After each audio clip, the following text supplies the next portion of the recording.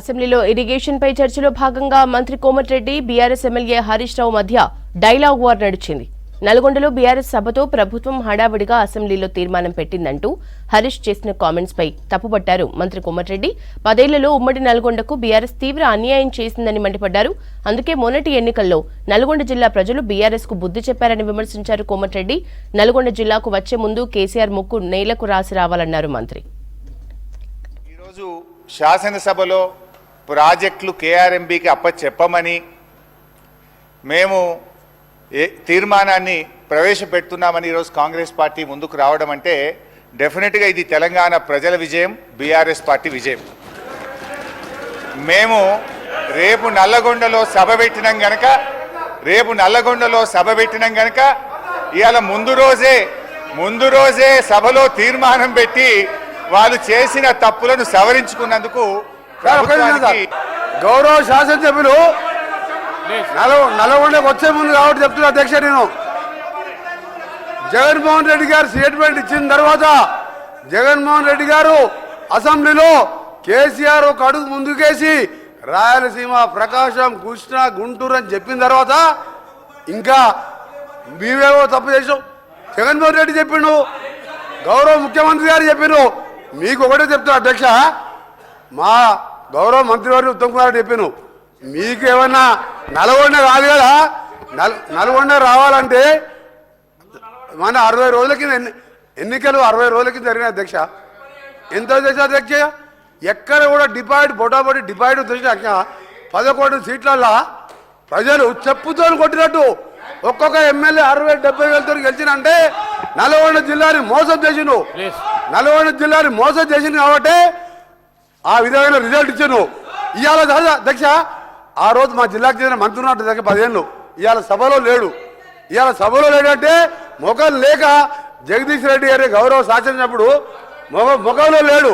ఎందుకంటే కేసీఆర్, హరీష్ రావు, జగదీష్ రెడ్డి కలిసి మా జిల్లాని నాశనం చేసిండ్రు. దక్షిణ తెలంగాణ నాశనం చేసి ఇవాళ మంచినీళ్ళు లేక అధ్యక్ష ట్యాంకర్లతోని ఇవాళ మళ్ళా ఫ్లోరైడ్ నీళ్ళు తీసుకొచ్చే అధ్యక్ష మాది 2004లో కాంగ్రెస్ ప్రభుత్వం వచ్చినప్పుడు సాగర్కి వెళ్ళి తీసుకొచ్చి కృష్ణా వాటర్ తాగిన వాళ్ళు ఇవాళ వీళ్ళ పుణ్యమా అని వ్యవసాయం మర్చిపోండి, తాగటానికి నీళ్ళు లేక ఫ్లోరైడ్ నీళ్ళు అధ్యక్ష. అందుకనే క్షమాపణ చెప్పాలి. ఇదే కేసీఆర్ గారు బయలుదేరే ముందు ముక్కు నేలకు రాసి నల్గొండ జిల్లాలో ఎంటర్ చేయాలని చెప్పి అదే మరొకసారి చెప్తున్నా. మీరు జగన్మోహన్ రెడ్డి గారు స్టేట్మెంట్ తీసిన తర్వాత మీ తలకాయ ఎడబెట్టుకుంటారు. అల్లా రాజశేఖర రెడ్డి గారు గౌరవ శాసనసభ్యులు మా ఉత్తమ్ కుమార్ రెడ్డి గారు మాట్లాడుతున్నప్పుడు ఆయన ప్రాజెక్టు గురించి మాట్లాడేసా, ఆయనకి ఏం సంబంధం అధ్యక్ష? ఆ ప్రాజెక్టులో 2014 రాజకీయాలే లేడు, ఒక ఇంజనీరింగ్ కాలేజీలో మేనేజరు, ఆయనకి అధ్యక్ష ప్రాజెక్టు గురించి ఆయన మధ్యలో మాట్లాడతాడు.